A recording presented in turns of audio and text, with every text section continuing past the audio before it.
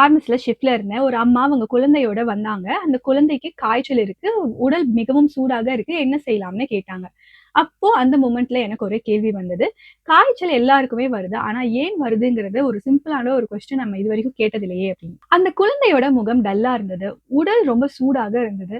And அவங்க அம்மா டென்ஷனா இருந்தாங்க. அந்த அம்மா என்கிட்ட சொன்னாங்க, "நேத்து வர நல்லா தான் இருந்தா. இன்னைக்கு தான் இப்படி திடீர்னு காய்ச்சல் வந்துருச்சு" அப்படின்னு. அப்புறம் ஒரு கேள்வி கேட்டாங்க. இந்த காய்ச்சல் எதனால வருதுன்னு. ஸோ அவங்களுக்கு நான் அங்க எக்ஸ்பிளைன் பண்ணிட்டேன். அண்ட் என்ன சுத்தி இருக்கிறவங்களுக்கும் இந்த காய்ச்சல் எதனால வருதுன்னு தெரிஞ்சுக்கணுங்கிறத நான் நினைச்சேன். அதற்காக தான் இந்த பதிவு.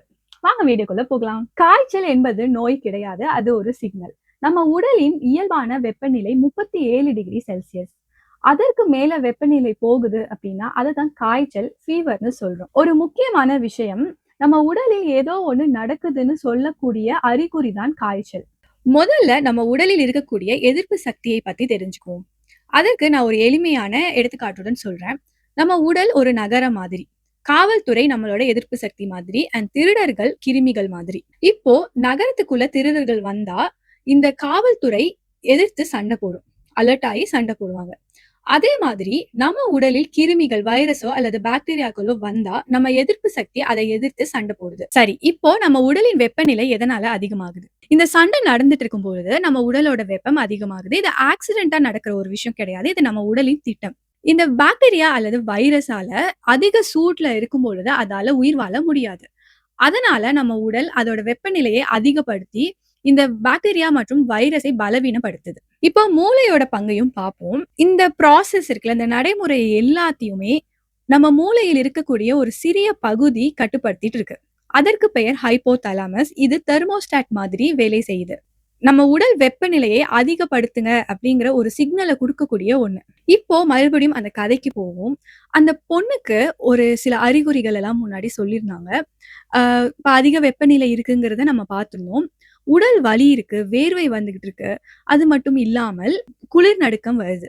இது எல்லாமே நம்ம உடல் எதையோ ஒண்ண எதிர்த்து சண்டை போட்டுட்டு இருக்குங்கிறது அர்த்தம். எதையோ ஒண்ணுங்கிறது கிருமிகளை எதிர்த்து சண்டை போட்டுட்டு இருக்குங்கிறது அர்த்தம்.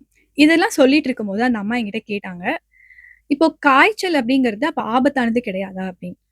என்னோட ஆன்சர் என்னன்னா, மைல்டு ஃபீவர் வருதுன்னா அது ஓகே தான். அதாவது அது நம்மகிட்ட சொல்லுது, நம்ம உடலோட எதிர்ப்பு சக்தி கிருமிகளை எதிர்த்து சண்டை போட்டுட்டு இருக்கு. அதனால நம்மளோட மைல்டு ஃபீவர் இருக்கு அப்படின்னு. ஆனா நம்ம எப்போ கவலைப்படணும், எப்போ மருத்துவரை போய் பார்க்கணும் அப்படிங்கிறத நம்ம தெரிஞ்சுக்கணும். 39 டிகிரி செல்சியஸ்க்கு மேல நம்ம உடல் வெப்பநிலை இருக்குது. நம்ம ரொம்ப பலவீனமாக இருக்கோம்.